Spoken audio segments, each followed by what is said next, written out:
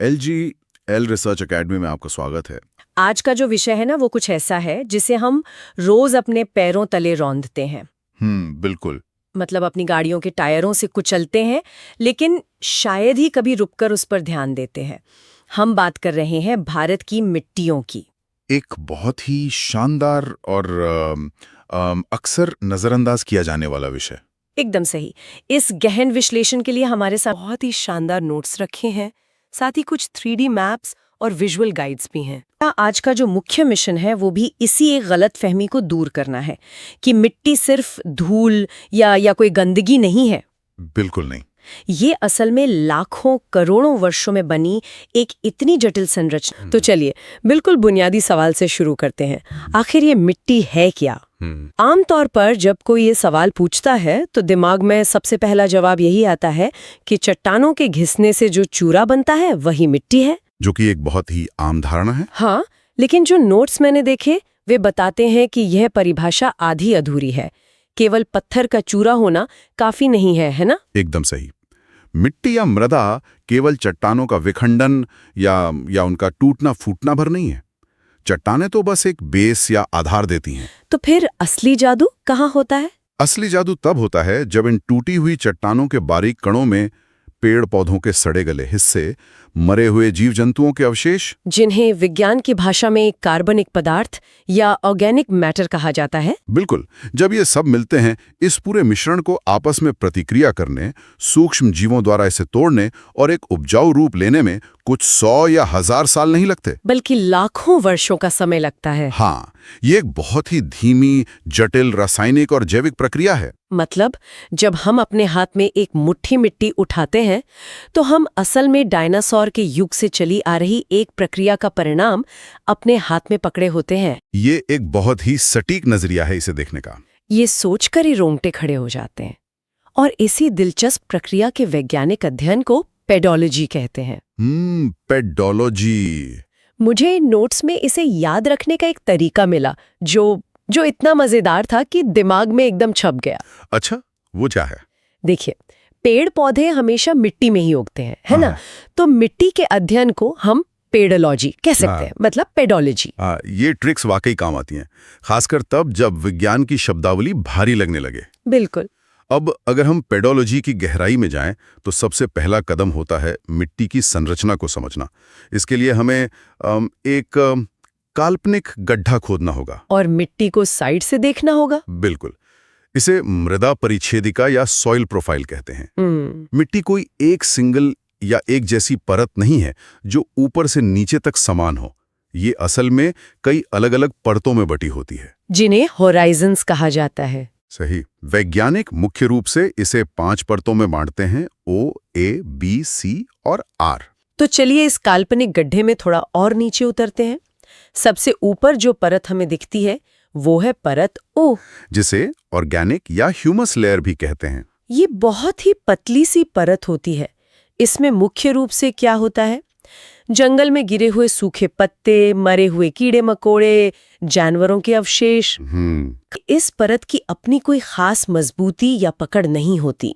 जब कभी तेज बारिश होती है या बाढ़ आती है तो ये ऊपरी ओ परत बिल्कुल झाड़ू की तरह साफ होकर पानी के साथ बह जाती है। और मजे की बात यह है कि इसका बह जाना कोई पूरी तरह से बुरी बात नहीं है। ऐसा क्यों? क्योंकि ये परत पानी के साथ बहकर जहां भी जाकर रुकती है या जिस नए इलाके में फैलती है, वहां की जमीन को ये बेहद उपजाऊ बना देती है। मतलब एक जगह का नुकसान, दूसरी जगह का फायदा। बिल्कुल, क्योंकि ये पूरी तरह से प्राकृतिक खाद है। लेकिन चूंकि ये इतनी अस्थायी होती है, इसलिए कई भूगोलवेत्ता इसे मिट्टी की स्थायी परत का हिस्सा मानने से ही इनकार कर देते हैं। अच्छा, उनके अनुसार असली मिट्टी कहाँ से शुरू होती है? उनके अनुसार असली मिट्टी इसके ठीक नीचे से शुरू होती है, जिसे परत ए या टॉप सॉइल कहा जाता है। और यही वो परत ए है जहां सारा एक्शन होता है। बिल्कुल। ये सबसे ज्यादा उपजाऊ और सबसे महत्वपूर्ण परत है। हमारे जितने भी छोटे पौधे होते हैं, जैसे गेहूं, धान या सब्जियां, उनकी जड़ें इसी टॉप सॉइल तक जाकर रुक जाती हैं। और सिर्फ पौधे ही नहीं, हाँ, जो जीव मिट्टी के भीतर अपना घर बनाते हैं, जैसे चूहे, चींटियां और केंचुए, जिन्हें किसान का दोस्त भी कहा जाता है। बिल्कुल, वो सब इसी परत ए के निवासी हैं। और किसानों को इस परत ए के विज्ञान की समझ सदियों से है, भले ही वो पेडोलॉजी शब्द से अनजान हो। ये बात एकदम सही है। जब एक किसान खेत में बीज बोता है तो वो बस उसे जमीन पर फेंक नहीं देता। वो हल चलाकर या खुरपी से ऊपरी पतली परत ओ को हटाता है और बीज को परत ए के अंदर सुरक्षित धंसा देता है। ऐसा इसलिए किया जाता है ताकि बीज हवा से उड़ ना जाए या हल्की बारिश में बह ना जाए, और उसे सीधे वो उपजाऊ माहौल मिले जहां जड़ें फैल सकें। ये एक ऐसा पारंपरिक ज्ञान है जो पूरी तरह से विज्ञान पर आधारित है। बिल्कुल। अब इसके नीचे आती है परत बी या सबसॉइल। तो इस परत बी का क्या काम है? इसका काम थोड़ा अलग है। ये परत ए जितनी पोषक तत्वों से भरी और उपजाऊ तो नहीं होती, लेकिन जो बड़े और पुराने पेड़ होते हैं, जैसे आम या बरगद के पेड़, हाँ, उनकी लंबी और मोटी जड़ें इसी परत बी तक पहुंचती हैं। इन विशाल पेड़ों को आंधी तूफान में सीधा खड़े रहने के लिए जिस यांत्रिक मजबूती या मैकेनिकल सपोर्ट की जरूरत होती है, वो इसी परत से मिलती है। समझ गए। और इसके भी नीचे अगर हम जाएं तो हमें परत सी और सबसे अंत में परत आर मिलती है। आर का मतलब है बेडरॉक। और खेती के नजरिए से देखें तो ये नीचे की दोनों परतें बिल्कुल किसी काम की नहीं है। हाँ, क्योंकि इनमें मोटे चट्टानी टुकड़े होते हैं और सबसे नीचे तो ठोस मजबूत चट्टानें होती हैं। वहां हल चलाना तो दूर, फावड़ा मारना भी नामुमकिन है। लेकिन खेती के लिए अनुपयुक्त होना एक बात है, क्या ये सच में किसी काम की नहीं है? बिल्कुल नहीं। अगर हम अपने आसपास देखें तो बड़े शहरों की जो गगनचुंबी इमारतें हैं, जो पुल हैं या जो भी भारी निर्माण कार्य होते हैं, उनकी नींव हवा में या भुरभुरी मिट्टी में नहीं टिक सकती। मतलब जो परत हमारे खाने के लिए फसलें नहीं उगा सकती, वही परत हमारे रहने के लिए मजबूत घर और इमारतों का आधार बनती है। बिल्कुल। जो आर्किटेक्ट और इंजीनियर होते हैं, वे पिलर खड़े करने के लिए इसी परत तार तक खुदाई करते हैं। प्रकृति ने कैसा शानदार संतुलन बनाया है। जो सबसे ऊपर है वो जीवन को पालता है और जो सबसे नीचे है वो सभ्यता का वजन उठाता है। ये सोचने का एक बहुत ही शानदार नजरिया है। अब इस वैश्विक और सैद्धांतिक ज्ञान से बाहर निकलकर थोड़ा भारत के भूगोल पर फोकस करते हैं। हाँ, स्रोतों में इस पर काफी विस्तार से चर्चा है। भारतीय कृषि अनुसंधान परिषद यानी ICAR ने पूरे भारत की मिट्टियों का अध्ययन करके उन्हें 8 मुख्य वर्गों में विभाजित किया है। 8 वर्ग? लेकिन इस वर्गीकरण में एक बहुत ही हैरान करने वाला आंकड़ा छिपा है। वो क्या? इन 8 प्रकार की मिट्टियों में से केवल 4 प्रमुख मिट्टियां ही ऐसी हैं जो भारत के आधे से भी अधिक भौगोलिक क्षेत्रफल पर राज करती हैं। और वे 4 VIP मिट्टियां हैं जलोढ़, लाल, काली और लैटेराइट। बिल्कुल। लेकिन इससे पहले कि हम इन चारों की खूबियों के पुल बांधें, एक ऐसी कड़वी सच्चाई पर बात कर लेते हैं जो लगभग पूरे भारत की मिट्टियों पर लागू होती है। एक बहुत ही बड़ी कमजोरी जिसने पूरे भारतीय कृषि परिदृश्य को बदल कर रख दिया है। स्रोतों से एक बात बार बार सामने आती है कि लगभग सभी भारतीय मिट्टियों में 3 चीजों का भारी अकाल है। और वो हैं नाइट्रोजन, फास्फोरस और ह्यूमस। ये भारत की कृषि अर्थव्यवस्था की सबसे अहम कड़ी है। अगर हम ह्यूमस की बात करें तो जैसा हमने पहले समझा, ये जीवों और पेड़ पौधों के सड़ने से बना कार्बनिक पदार्थ है। भारत एक गर्म जलवायु वाला देश है। अत्यधिक गर्मी और अन्य भौगोलिक कारणों से यहाँ की प्राकृतिक मिट्टी में ह्यूमस की भारी कमी पाई जाती है। और इसके साथ ही नाइट्रोजन और फास्फोरस की कमी एक ऐसा शून्य पैदा करती है जिसे भरे बिना खेती संभव ही नहीं है। और इसी शून्य को भरने के लिए जन्म होता है एक बहुत बड़े उद्योग का, उर्वरक या फर्टिलाइजर इंडस्ट्री। बिल्कुल। ये लॉजिक मुझे बड़ा दिलचस्प लगा। चूंकि हमारी मिट्टी में नाइट्रोजन और फास्फोरस नहीं है, इसलिए हमें बाहर से रसायन डालने पड़ते हैं। एकदम सही। नाइट्रोजन की इस भयानक कमी को पूरा करने के लिए खेतों में बोरियां भर भर कर यूरिया डाला जाता है और फास्फोरस की कमी के लिए DAP का इस्तेमाल होता है। DAP यानी डाई अमोनियम फॉस्फेट। यहाँ वीडियो लेक्चर्स में एक एनालॉजी दी गई थी जो कमाल की है। इसे इंसानों के बच्चों से जोड़कर समझाया गया था। हाँ, ये तुलना विज्ञान के जटिल हिस्से को बहुत आसान बना देती है। देखिए, जब कोई पौधा एकदम छोटा होता है या जब बस बीज से अंकुर फूट रहा होता है, तब उसे सबसे ज्यादा जरूरत फास्फोरस यानी DAP की होती है। बिल्कुल वैसे ही जैसे एक छोटे बच्चे के शुरुआती विकास के लिए उसे एक खास तरह का पोषण चाहिए होता है, जैसे कोई स्पेशल सेरेलैक। फास्फोरस उस छोटे पौधे की जड़ों को मजबूत करता है। लेकिन जब वही पौधा थोड़ा बड़ा हो जाता है, जब उसे अपनी ऊंचाई बढ़ानी होती है और पत्तियां फैलानी होती हैं, तब उसे नाइट्रोजन यानी यूरिया की भारी खुराक चाहिए होती है। ये एकदम सटीक वैज्ञानिक व्याख्या है। बीजों के सुरक्षित अंकुरण और जड़ों के मजबूत नेटवर्क के लिए फास्फोरस अनिवार्य है, क्योंकि अगर जड़ें कमजोर होंगी तो पौधा टिकी नहीं पाएगा। दूसरी ओर नाइट्रोजन पौधे के ऊपरी हिस्से की वृद्धि, उसकी हरियाली और प्रकाश संश्लेषण की प्रक्रिया को तेज करने के लिए जिम्मेदार होता है। यही कारण है कि भारतीय किसान बुआई के समय डीएपी डालते हैं और जब फसल थोड़ी बड़ी हो जाती है तो उसमें यूरिया का छिड़काव करते हैं। बिल्कुल। ये तो हो गई मिट्टी की बीमारी और उसके इलाज की बात। चलिए अब उन शीर्ष 4 मिट्टियों का गहराई से विश्लेषण करते हैं जिन्होंने भारत के नक्शे को अपने रंगों में रंगा हुआ है। सबसे पहले बात होगी जलोढ़ मिट्टी की, जिसे अंग्रेजी में एलुवियल सॉइल कहते हैं। ये मिट्टी भारत की सबसे बड़ी सुपरस्टार है। ऐसा क्यों? क्योंकि ये सबसे ज्यादा उपजाऊ है और देश के सबसे बड़े हिस्से पर इसी का कब्जा है, पूरा उत्तर भारत का मैदान और तटीय इलाके।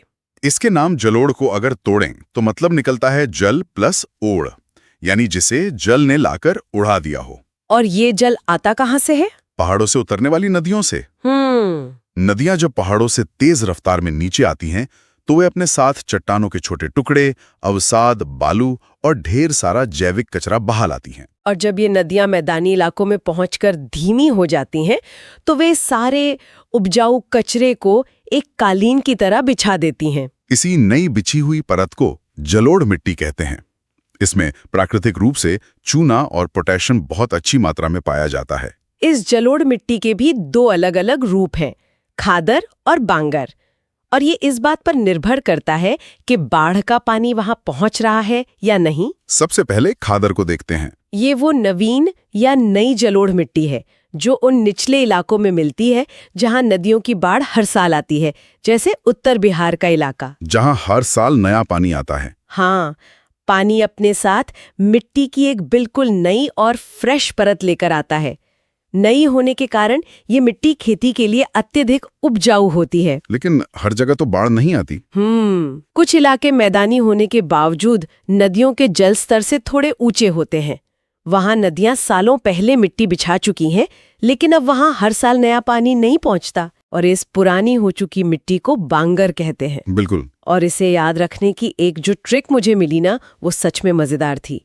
हम अपने घरों में जो पुरानी, बेकार या कबाड़ हो चुकी चीजें होती हैं, उन्हें अक्सर भंगार कहते हैं ना। वाह, भंगार। तो बस जो जलोढ़ मिट्टी पुरानी हो गई है उसे बांगर कहा जाता है। भंगार से बांगर। ये जुगाड़ कभी नहीं भूलने वाला। इसके अलावा इस मिट्टी की जो बुनावट या टेक्सचर है, उस हिसाब से भी इसके अलग नाम हैं।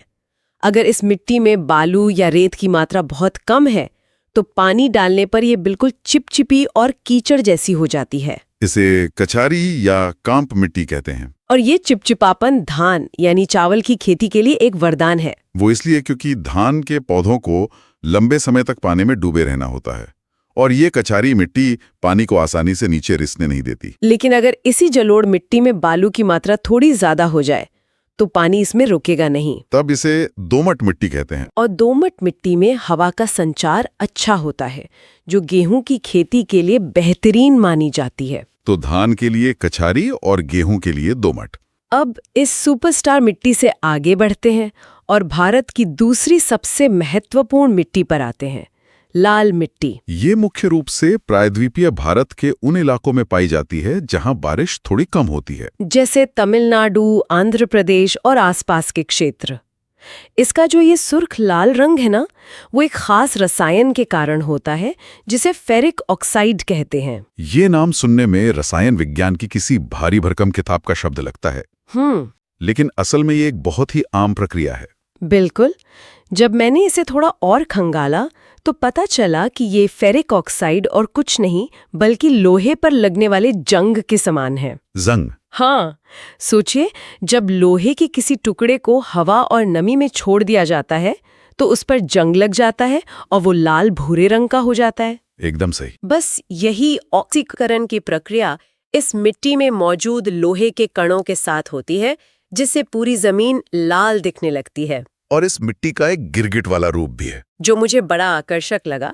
जब ये लाल मिट्टी खूब सारा पानी सोख लेती है तो अचानक से इसका रंग बदल जाता है और ये पीली दिखाई देने लगती है। तब इसे पीली मिट्टी भी कहा जाता है। यह रंग का बदलना असल में नमी के स्तर को दर्शाता है। कृषि के नजरिए से देखें तो चूंकि ये कम वर्षा वाले क्षेत्रों में पाई जाती है और जलोढ़ जितनी उपजाऊ नहीं होती, इसलिए ये उन फसलों के लिए सबसे उपयुक्त हैं जिन्हें कम पानी चाहिए, जैसे कि बाजरा, ज्वार और अन्य मोटे अनाज।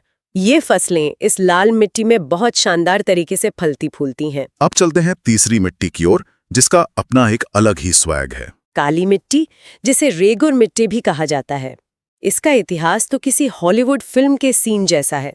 ज्वालामुखी वाला सीन। हाँ, लाखों साल पहले जब ज्वालामुखी फटे होंगे तो उनमें से उबलता हुआ लावा निकला होगा। और वो लावा जब ठंडा होके बेसॉल्ट चट्टानों में बदला और फिर समय के साथ वो चट्टानें टूटती बिखरती गईं, तब जाके इस काली मिट्टी का निर्माण हुआ। और इसके इस गहरे काले रंग के पीछे भी एक विशिष्ट खनिज का हाथ है। इसमें टिटेनीफेरस मैग्नेटाइट नामक तत्व पाया जाता है, जो इसे ये रंग देता है। इसे याद रखने का भी एक बढ़िया जुगाड़ है।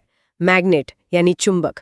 हम सबने बचपन में चुंबक से खेला है और वो हमेशा काले रंग का ही होता है। तो जिस मिट्टी में मैग्नेटाइट होगा वो काली ही होगी। लेकिन रंग से ज्यादा इस मिट्टी की एक खूबी है जो इसे बाकी सबसे अलग बनाती है। इसकी पानी सोखने और उसे रोक कर रखने की महाशक्ति। जब बारिश का मौसम होता है तो ये मिट्टी खूब सारा पानी पी लेती है और एकदम चिपचिपी हो जाती है। लेकिन असली जादू तब होता है जब बारिश रुकती है और कड़ी धूप पड़ती है। धूप पड़ने पर इसकी ऊपरी सतह तेजी से सूखती है और सिकुड़ती है, जिसके कारण खेतों में गहरी और चौड़ी दरारें पड़ जाती हैं। दूर से देखने पर ऐसा लगता है जैसे किसी किसान ने खेत में बहुत गहरे हल चला दिए हों। इसी वजह से इसे स्वतः जुताई वाली मिट्टी या जुते हुए खेत की मिट्टी भी कहा जाता है। यह प्रकृति का अपना हल चलाने का तरीका है। बिल्कुल। इन दरारों का फायदा ये होता है कि हवा मिट्टी के काफी नीचे तक पहुंच जाती है, जिससे जड़ों को ऑक्सीजन मिलती है। और चूंकि ये अंदर से नमी को लंबे समय तक रोक कर रखती है, इसलिए यह उन फसलों के लिए सर्वोत्तम है जिन्हें धीरे धीरे लेकिन लगातार पानी की जरूरत होती है। कपास यानी कॉटन इसकी सबसे पसंदीदा फसल है। भारत में इसका सबसे अधिक विस्तार महाराष्ट्र और गुजरात के उन क्षेत्रों में है जहां से हमारी सूती कपड़ा मिलों को कच्चा माल मिलता है। इसी कारण इसे कपास की मिट्टी भी पुकारा जाता है। चलिए अब आते हैं टॉप 4 की आखिरी मिट्टी पर, लैटेराइट मिट्टी। ये मिट्टी कोई सामान्य परिस्थितियों में नहीं बनती की उपज है। ये वहां पाई जाती है जहां 200 सेंटीमीटर से ज्यादा की भारी बारिश होती है और साथ ही चुभने वाली तेज गर्मी भी पड़ती है। अगर हम भारत के नक्शे को देखें तो पश्चिमी घाट के इलाके और मुख्य रूप से केरल इसके एकदम सटीक उदाहरण है। इस भारी बारिश और तेज गर्मी के कॉम्बिनेशन से मिट्टी में एक बहुत ही आक्रामक प्रक्रिया शुरू होती है, जिसे निक्षालन या लीचिंग कहा जाता है। इसे ऐसे समझ सकते हैं कि जब मूसलाधार बारिश होती है तो मिट्टी के सबसे ऊपरी हिस्से में मौजूद महीन, उपजाऊ और घुलनशील पोषक तत्व पानी के साथ घुलकर जमीन की निचली परतों में रिस जाते हैं। तो पीछे क्या बचता है? सिर्फ मोटे, पथरीले और कम उपजाऊ कण। मतलब ये तो वैसा ही हुआ जैसे कॉफी मशीन में फिल्टर के ऊपर सिर्फ दरदरा पाउडर रह जाता है और सारा अर्क नीचे चला जाता है। एकदम सही। इस लीचिंग के कारण ये लैटेराइट मिट्टी हमारी आम खेती जैसे गेहूं, चावल के लिए तो बिल्कुल अच्छी नहीं मानी जाती। लेकिन कहते हैं ना, तो प्रकृति में कुछ भी बेकार नहीं होता। यही लैटेराइट मिट्टी बागानी फसलों के लिए एक शानदार वरदान है। जो चाय, कॉफी, काजू और खुशबूदार मसालों के बड़े बड़े बागान हम देखते हैं, वे इसी मिट्टी के बल पर खड़े हैं। और इसकी एक और खूबी है जो हमारे घरों से जुड़ी है। लैटेराइट ईट। ये शब्द क्रीड़ा बहुत सटीक है। लैटेरा ईट। इस मिट्टी में लोहे और एल्यूमिनियम की मात्रा अधिक होती है। जब इसे सांचे में ढालकर धूप में सुखाया जाता है और भट्टों में पकाया जाता है तो ये इतनी कठोर हो जाती है कि इससे बहुत ही उच्च गुणवत्ता वाली ईंटें बनती हैं। निर्माण कार्यों में लगने वाली सबसे मजबूत ईंटें अक्सर इसी लैटेराइट मिट्टी से आती हैं। तो सोचिए, जो मिट्टी अनाज उगाने के लिए थोड़ी कंजूस है, वही मिट्टी हमें मजबूत घर बनाकर देती है। ये हमारी पृथ्वी की विविधता का एक और उत्कृष्ट उदाहरण है। तो ये तो होगी वे 4 प्रमुख मिट्टियां जो भारत के अधिकांश हिस्से पर छाई हुई हैं। लेकिन ICAR की सूची में 4 और मिट्टियां हैं। भले ही उनका क्षेत्रफल कम हो, लेकिन उनका महत्व कम नहीं है। में वो एकदम लाल और रसीले कश्मीरी सेब खाते हैं, या रसीली नाशपाती का मजा लेते हैं, या पहाड़ों की किसी ठंडी सुबह में दार्जिलिंग चाय की चुस्की लेते हैं, तो वो स्वाद असल में इसी पर्वतीय मिट्टी का दिया हुआ है। पहाड़ों की ठंडक से अगर हम सीधा तपते हुए रेगिस्तान में आ जाएं, तो हमें मिलेगी मरुस्थलीय मिट्टी। ये मुख्य रूप से राजस्थान, गुजरात के कुछ हिस्सों और दक्षिणी पंजाब, हरियाणा में मिलती है। चूंकि यहाँ बारिश नाम मात्र की होती है, इसलिए इस मिट्टी में नमी बिल्कुल नहीं होती और ये रेत जैसी भुरभुरी होती है। ऐसी रूखी जमीन पर धान या गेहूं उगाना तो सपने जैसा है। यहाँ केवल वही योद्धा फसलें टिक सकती हैं जो सूखे से लड़ना जानती हों, जैसे कि ज्वार, बाजरा और सरसों। आज जहां इंदिरा गांधी नहर या अन्य सिंचाई की सुविधाएं पहुंच गई हैं, वहां किसानों ने इस मरुस्थलीय मिट्टी से भी इन मोटे अनाजों की बम्पर पैदावार लेकर दिखाई है। इसके बाद नंबर आता है एक ऐसी मिट्टी का जो काफी परेशान करने वाली है, लवणीय मिट्टी, जिसे सलाइन, रेह या ऊसर भी कहा जाता है। इस मिट्टी की प्रकृति क्षारीय होती है और इसमें नमक की मात्रा बहुत अधिक होती है। सोडियम और मैग्नीशियम के लवण। हाँ, ये खेती के लिए एक तरह से जहर का काम करती है। गुजरात के कच्छ के रण की तस्वीरें अगर किसी ने देखी हो तो वहां जमीन पर दूर दूर तक एक सफेद चादर सी बिछी नजर आती है। ये कोई बर्फ नहीं है, वो इसी लवणीय मिट्टी के ऊपर जमा हुआ नमक है। ऐसा लगता है जैसे किसी ने मीलों तक नमक बिखेर दिया हो। और अंत में सूची की 8वीं और आखिरी मिट्टी है दलदली मिट्टी, पीटी या माशी सॉइल। ये मिट्टी भारी बारिश और जल भराव वाले इलाकों में बनती है, जहां बहुत अधिक वनस्पतियां होती हैं, जैसे केरल के कुछ हिस्से और पश्चिम बंगाल का सुंदरबन इलाका। लगातार पानी भरा रहने से पेड़ पौधे और पत्ते उसी में गिरकर सड़ते रहते हैं, जिससे ये कीचड़ जैसी बन जाती है। और यहाँ एक बहुत ही बड़ा प्लॉट ट्विस्ट है। जी, एक ऐसा तथ्य जो अक्सर प्रतियोगी परीक्षाओं में भी पूछा जाता है। हमने शुरुआत में एक रोना रोया था कि भारत की लगभग सभी मिट्टियों में ह्यूमस की भारी कमी है। लेकिन पूरे भारत में केवल और केवल ये दलदली मिट्टी ही एक ऐसा अपवाद है जिसमें ह्यूमस कूट-कूट कर भरा होता है। इसका लॉजिक भी सीधा है। ये मिट्टी बनी ही पेड़ पौधों के सड़ने से है, तो इसमें प्राकृतिक खाद या कार्बनिक पदार्थ तो सबसे ज्यादा होगा ही। बिल्कुल। अब जब हमने मिट्टी के प्रकारों का ये सफर पूरा कर लिया है, तो हमें मिट्टी के स्वास्थ्य यानी सॉइल हेल्थ के पीछे के विज्ञान को भी समझना होगा। इंसान की तरह मिट्टी भी बीमार पड़ती है। कोई भी जमीन तभी अच्छी पैदावार दे सकती है जब उसका पीएच स्तर एकदम संतुलित हो। विज्ञान के अनुसार मुख्य फसलों की खेती के लिए मिट्टी का आदर्श पीएच मान 6 से 7 के बीच होना चाहिए, जो कि न्यूट्रल या उदासीन के काफी करीब है। लेकिन अगर मिट्टी का ये बैलेंस बिगड़ जाए तो क्या होगा? बिल्कुल वैसे ही जैसे जब इंसान को एसिडिटी होती है तो वो इनो या कोई दवा लेता है। मिट्टी के लिए भी स्रोतों में बहुत ही सटीक वैज्ञानिक इलाज बताए गए हैं। अगर मिट्टी का पीएच मान 6 से नीचे गिर जाता है तो उसे अम्लीय मिट्टी कहते हैं। इस खट्टेपन या अम्लीयता को खत्म करने के लिए किसान खेत में चूना मिलाते हैं। चूना मिट्टी के एसिडिटी को काट देता है। और स्थिति इसके विपरीत भी हो सकती है। यदि मिट्टी का पीएच मान 7 से ऊपर चला जाए तो वह क्षारीय मिट्टी बन जाती है।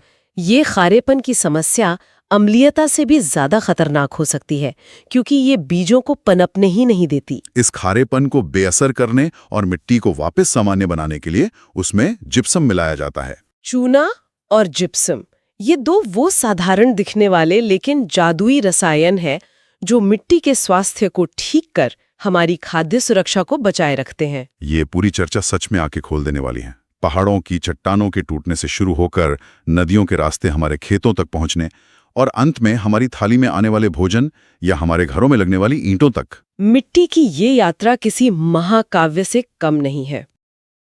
एक बहुत ही गंभीर विचार भी उभर कर सामने आता है, जिसे नजरअंदाज करना हमारी सबसे बड़ी भूल होगी। वो क्या?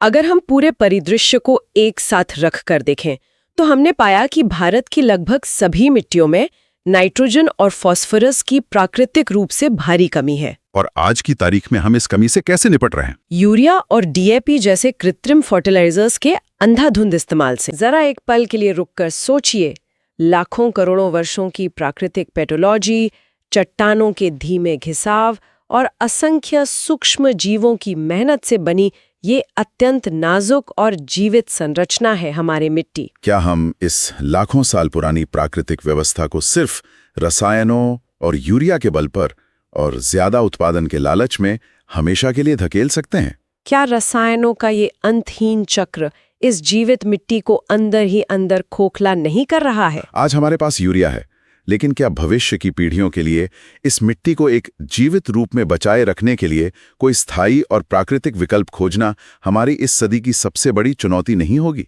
ये एक ऐसा गहरा प्रश्न है जिसका उत्तर केवल प्रयोगशालाओं में बैठे कृषि वैज्ञानिकों को नहीं ढूंढना है। ये सवाल हर उस व्यक्ति के लिए है जो इस धरती पर उगा हुआ अन्न खाता है, क्योंकि अंततः हमारा शरीर उसी से बना है जो हमारी मिट्टी में है। क्या बात है। इसी गहरे और अहम विचार के साथ हम आज के इस डीप डाइव को यहीं रोकते हैं। अगली बार जब भी हमारी नज़र किसी खेत, किसी मैदान या जूतों पर लगी मिट्टी पर पड़ेगी, तो यकीन मानिए वो सिर्फ धूल नहीं लगेगी, उसमें लाखों सालों का विज्ञान और हमारा भविष्य दोनों दिखाई देंगे। क्या आप तैयार हैं एक मजेदार क्विज के लिए? तो ये रहा आपके लिए एकदम नया क्वेश्चन। भारत में सबसे अधिक क्षेत्रफल पर कौन सी मिट्टी पाई जाती है? कमेंट में अपना जवाब बताओ। कमेंट में अपना जवाब बताओ। अगर आपको ये जानकारी काम की लगी हो तो इस पॉडकास्ट को लाइक, शेयर और सब्सक्राइब करना बिल्कुल ना भूलें। शामिल होने के लिए बहुत बहुत धन्यवाद। ऐसे ही गहराई में उतरते रहिए, सीखते रहिए।